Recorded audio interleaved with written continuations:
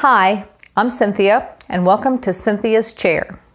I'm here today to talk to you about deferring loud noises for your child when they're intolerant of it. What does that look like? Sometimes I have parents tell me that their child does not like the vacuum cleaner running, or if a fire truck goes past their house, they start screaming. Now, a child does not need to be diagnosed with something like autism in order to have a sensitivity to hearing. I personally have that experience because I suffered hearing loss several years ago and now find loud noises to be quite startling. So how do we help our children manage loud sounds when we know that they're just not tolerant of them? Well, let me start with one that's very popular and hopefully used in all homes, and that's the vacuum cleaner. So many of the children I have worked with over the years have been intolerant to the loud noise of a vacuum cleaner. Sometimes they'll fuss, they'll cry, they may even scream, and certainly a lot of times they run out of the room. Now, I do not want you to stop using your vacuum cleaner. Instead, what I want you to do is take the time and the effort to introduce the vacuum cleaner sound to them, that they start acclimating to it. That doesn't mean they have to ever love it, but it does mean that they're tolerant of it. Because let's face it, in our world today, we never know when there's going to be a loud sound that might startle our child and maybe put them into a position of being really uncomfortable. So first, what I would suggest that you do, and again, this is talking about the vacuum cleaner, take the opportunity to have the vacuum cleaner in the same room as the child.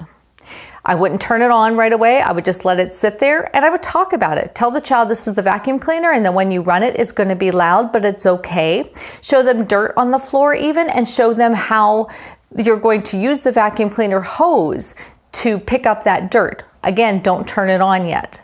So as the child gets more comfortable seeing the vacuum cleaner in a room, then you can turn it on after you've told the child, I'm going to start the vacuum cleaner. You don't want to turn it on unless you've told them. We don't want to startle them. We want them to have some preparation for a sound. That will come later. If you have a child that's old enough to turn the vacuum cleaner on and off, you want to slowly work into that. You want to ask the child to turn the vacuum cleaner on and they can turn it back off. Slowly, time after time of doing this, you're going to discover that they become more tolerant to it. That doesn't mean they ever like the vacuum cleaner, or you may find that your child loves the vacuum cleaner and certainly teach them how to use it. There are other circumstances in which noises might be too loud for a child, like maybe if you decide to go to the races, or you're at the circus, which can be very loud for a child.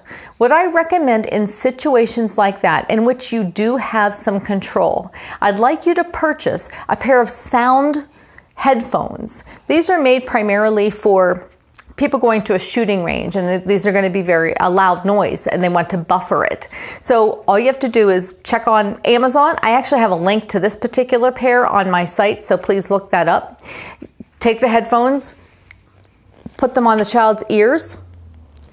You want to check them yourself and make sure they are blocking the noise. They may not like wearing these initially. So just like acclimating them to the vacuum cleaner, you may have to acclimate them to this. So you might want to put these on at home, practicing a few times before you go to that event. So I wouldn't go the day before you're going to the circus and purchase these. You want to have them ahead of time so that you're helping your child acclimate. The other thing that I'd like you to be aware of is your child has some control with their own body to try to block out some of the noises that might be interfering with their ability to process sensory information.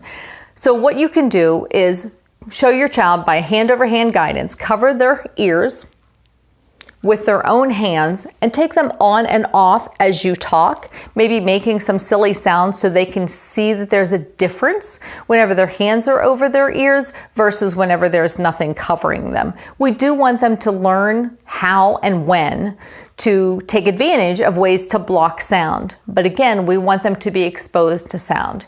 If you have questions related to this topic, please subscribe to my channel and put your questions in the comment section below, and I will be happy to respond to them. Also, please check out my channel as I have many other videos that may be helpful for you with your child's development. Thank you.